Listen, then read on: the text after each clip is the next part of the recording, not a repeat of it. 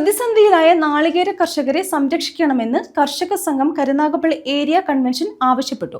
African ഒച്ചിന്റെ വ്യാപകമായ ശല്യം കാരണം കർഷകർ ദുരിതത്തിലാണെന്നും കൺവെൻഷൻ ചൂണ്ടിക്കാട്ടി.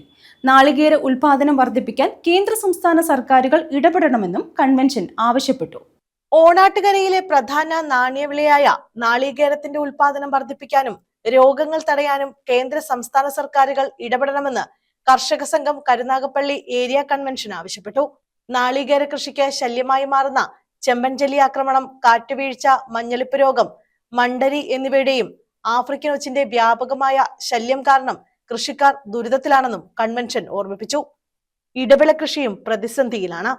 ജില്ലാ joint secretary S Sathyan convention ഉദ്ഘാടനം ചെയ്തു. അസംബ്ലിയിലേക്കുള്ള തെരഞ്ഞെടുപ്പ് പ്രഖ്യാപിക്കുന്നത് വിജ്ഞാപനം വന്നത്, അപ്പോൾ ഏറ്റവും വലിയ ജനകീയ പോരാട്ടം ഏതാണെന്ന് ചോദിച്ചാൽ നമുക്കെല്ലാം ഒരു ഉത്തരവേ ഉള്ളൂ, അത് തെരഞ്ഞെടുപ്പാണ്. പാർലമെന്ററി ജനാധിപത്യത്തിൽ വിശ്വസിക്കുന്ന ഒരു പുതിയ ജനാധിപത്യ പ്രസ്ഥാനവുമായി ബന്ധപ്പെട്ട് പ്രവർത്തിക്കുന്ന ഒരു കർഷക പ്രസ്ഥാനം എന്ന നിലയിൽ തീർച്ചയായും നമുക്ക് അങ്ങനെ തെരഞ്ഞെടുപ്പിനെ കാണാൻ പറ്റും. ടി രാജീവ് അധ്യക്ഷത വഹിച്ചു. ഏരിയ സെക്രട്ടറി ബി സജീവൻ ആമുഖ പ്രഭാഷണം നടത്തി. T N Vijayakrishnan, R Muraleedharan Pillai, V Vijayanpillai, Deepthi Raveendran, N C Sreekumar എന്നിവർ പങ്കെടുത്തു. News bureau, Karunagappally.